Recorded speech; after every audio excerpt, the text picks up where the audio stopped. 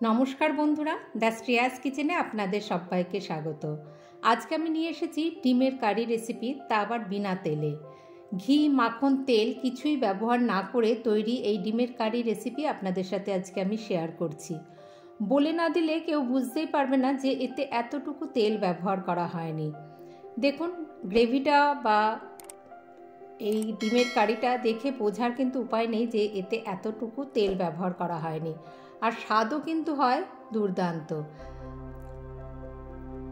আমার চ্যানেলে নতুন বন্ধুরা যারা এখনও চ্যানেলটিকে সাবস্ক্রাইব করেননি, অনুরোধ করব চ্যানেলটিকে সাবস্ক্রাইব করে আমার পাশে থাকবেন। আপনাদের সাপোর্ট আর ভালোবাসা আমাকে এগিয়ে যেতে সাহায্য করবে। আর যে সকল বন্ধুরা আমার পাশে আছেন তাদেরকে অসংখ্য ধন্যবাদ জানিয়ে আজকের রেসিপি শুরু করছি বিনা তেলে তৈরি ডিমের কারি। চলুন দেখে নিই রেসিপিটি। এর জন্য প্রথমে আমি একটি কড়াই বসিয়ে দিয়েছি। কড়াইটা একটু গরম হয়ে গেলে তাতে আমি দিয়ে দিচ্ছি এখানে মাঝারি সাইজের একটা পেঁয়াজ, তারপরে দিচ্ছি 1/2 ইঞ্চি আদা, একটা মাঝারি সাইজের টমেটো দিয়ে দিচ্ছি। একদম শুকনো খোলায় যেরকম আমরা মশলা ভেজে নিই ঠিক সেইভাবেই কিন্তু এটা আমরা দিয়ে দেব। দিয়ে দিচ্ছি রসুন 6-7 কোয়া। একদম মশলা যেরকম তৈরি করি আমরা সেই রকমভাবেই এগুলো দিয়ে দেব। 4-5 মিনিট একদম লো টু মিডিয়াম হিটে রেখে এগুলোকে আমরা একদম শুকনো এরকম নাড়াচাড়া করে নেব। এর জল ভাবটা একদম টেনে নেবে আর আস্তে আস্তে দেখবেন বেশ সুন্দর একটা গন্ধও বেরিয়ে আসছে। তবে গ্যাসের আঁচ বাড়িয়ে দিয়ে একদমই নয়, লো টু মিডিয়াম হিটে করলেই ভালো হবে। দেখুন আস্তে আস্তে কালারটাও চেঞ্জ হয়ে আসবে, এগুলো একটু বেশ সুন্দর গন্ধও চলে আসে, জলটাও শুকনো হয়ে যায় আর কালারটাও কিন্তু দেখবেন চেঞ্জ হতে শুরু হয়েছে। যখনই কালারটা বেশ চেঞ্জ হয়ে যাবে সেই সময় অবধি এটাকে ভেজে এরকম শুকনো খোলায় নাড়াচাড়া করে নিয়ে আমরা এটাকে তুলে নেব। একদমই তেল ব্যবহার না করে এই রেসিপিটা কিন্তু আজকে আমরা তৈরি করছি। দেখুন এইগুলো এরকম কালার হয়ে যাবে তখন আমরা এগুলোকে তুলে নেব। একটা চামচ দিয়ে তুললেই সুবিধা হবে, সেই জন্য এই টমেটোটাকেও একটু উল্টে পাল্টে দিলে একটা কালার ধরে আসবে, একটু পোড়া পোড়া কালার চলে আসবে। সেই সময় অবধি আমরা খুব বেশি পুড়িয়ে দিলে আবার অসুবিধা আছে, একদম যেন বেশি পুড়ে না যায়, এরকম কালার ধরে আসা অবধি এটাকে আমরা তুলে নিয়ে ঠান্ডা করে এর একটা পেস্ট বানিয়ে নেব। যেরকম আমরা ডিমের কারি বা অন্য আলুর দমও এইভাবে কিন্তু বানাতে পারেন। এই দেখুন এরকম দেখতে হবে, এটাকে ঠান্ডা করে এর একটা পেস্ট আমরা বানিয়ে নিলাম। এই আমাদের পেস্ট রেডি হয়ে গেল।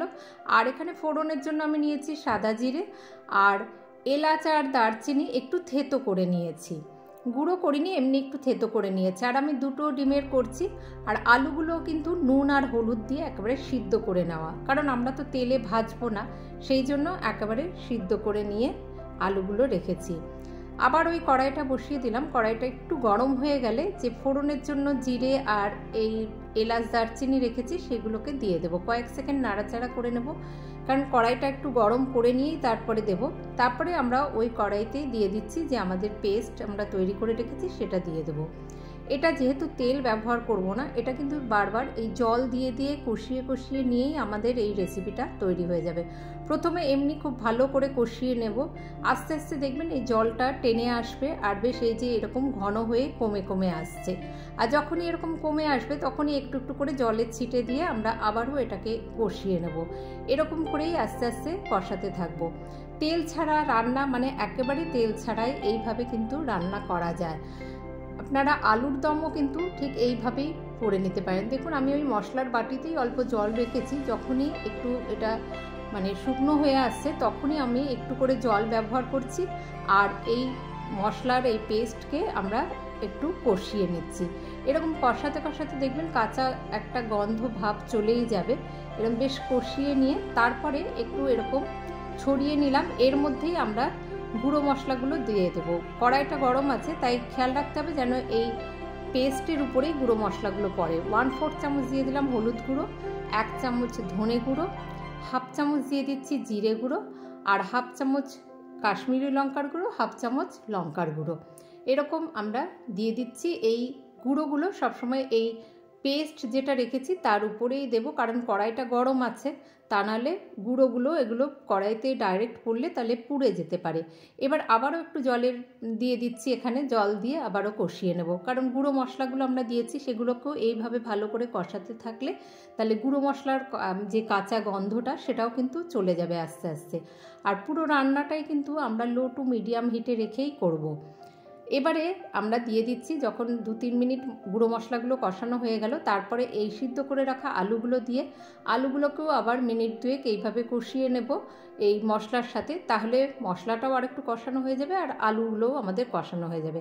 আবারও একটু জল দিয়ে দিচ্ছি, যখনই একদম শুকনো হয়ে আসবে না তখনই একটু করে জল দিয়ে দিয়ে আমরা এটাকে কষাতে থাকবো। এইভাবেই কিন্তু কাঁচা গন্ধটা আস্তে আস্তে চলে যাবে।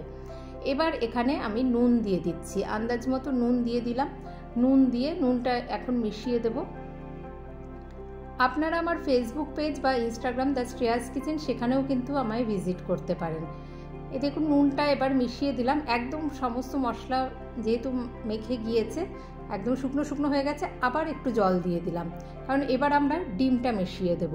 আলুটা তো মশলার সাথে আমরা কষিয়ে নিয়েছি, এবারে একটুখানি জল দিয়ে দিলাম, দিয়ে একটু পাতলা করে নিয়ে তারপরে আমরা ডিমটা দিয়ে দেব। ডিমটা আমি একটু এরকম কেটে কেটে দিয়েছি, ডিমটাও একটু কেটে দিলে সুবিধা হবে, তাহলে তার মধ্যে মশলাটা চলে আসবে, কারণ আমরা তো ডিমটা ভাজবো না, যেহেতু তেল এতটুকু ব্যবহার করিনি, তার জন্য না আলুটা ভাজবো না ডিমটা ভাজবো। সেই জন্য দেখুন এই ডিমটাও দেওয়ার পরে ভালো করে মশলার সাথে একটু কষিয়ে নিলাম। এবারে আমরা দিয়ে দেব জল। জলটা এখানে আমি দিয়ে দিচ্ছি, এবার 1 কাপের কাছাকাছি একটু জল দিয়ে দেব। ভালো করে চারিদিক থেকে, যেহেতু তেল ব্যবহার করা হয়নি তো একটু কড়াইতে এরকম লেগে যায়, তো চারিদিক থেকে ভালো করে সব একটু কাচিয়ে নিচ্ছি। নিয়ে এবার দিয়ে দেব জল, 1 কাপ মতো জল দিয়ে তারপরে যেরকম আমরা ঢাকা দিয়ে একটু রান্না করি সেইভাবে আবারও এটাকে করে নেব, ফুটিয়ে নেব ভালো করে, তাহলেই আমাদের এই রান্না একদমই শেষ হয়ে আসবে, শেষের পর্যায়ে চলে আসবে। দেখুন দিয়ে দিলাম জল, এবার দিয়ে ঢাকা দিয়ে সেই একই লো টু মিডিয়াম হিটে রেখে 3-4 মিনিট ফুটিয়ে নিলাম। 3-4 মিনিট ফোটানোর পরে এবার একদম দেখুন ডিমটাও ভাজা হয়নি, কিন্তু এইভাবে যেহেতু আমরা গ্রেভির সঙ্গে খানিকক্ষণ নাড়াচাড়া করে নিয়েছিলাম, একটু কষিয়ে নিয়েছি, তারপরে এইভাবে ফুটিয়ে নিয়েছি, তো ডিমটাও এখন আর সাদা নেই, কালারটা ডিমেরও চেঞ্জ হয়ে এসেছে। আর রান্নার শেষের পর্যায়ে একদম একটুখানি ধনেপাতা দিয়ে দিলাম, একটু কাসুরি মেথি দিয়ে দিলাম, দিয়ে সব মিশিয়ে দিয়ে আমরা এটা সার্ভ করে দেব। দেখুন দেখে বোঝারই উপায় নেই যে এতে এতটুকু তেল ব্যবহার করা হয়নি, আর খেতেও কিন্তু স্বাদ হয় দারুণ। বলে না দিলে কেউ বুঝতেই পারবে না যে এতে এতটুকু তেল ব্যবহার করা হয়নি। এবার আমরা এটা সার্ভ করে দিচ্ছি। দেখুন আগেও আমি দেখিয়েছি, সার্ভ করার সময় বোঝার কিন্তু উপায় নেই যে এতে এতটুকু তেল ব্যবহার হয়নি। তেল, ঘি বা মাখন ছাড়া তৈরি ডিমের কারি রেডি হয়ে গেল সার্ভ করার জন্য। একবার এইভাবে ডিমের কারি বানিয়ে দেখবেন, আশা করি আপনাদের ভালো লাগবে। আর আমাকে সাপোর্ট করতে চ্যানেলটিকে সাবস্ক্রাইব করতে ভুলবেন না। আজ তাহলে এই পর্যন্ত, আসবো আবার অন্য কোনো রেসিপি নিয়ে। ভালো থাকবেন সকলে, ধন্যবাদ।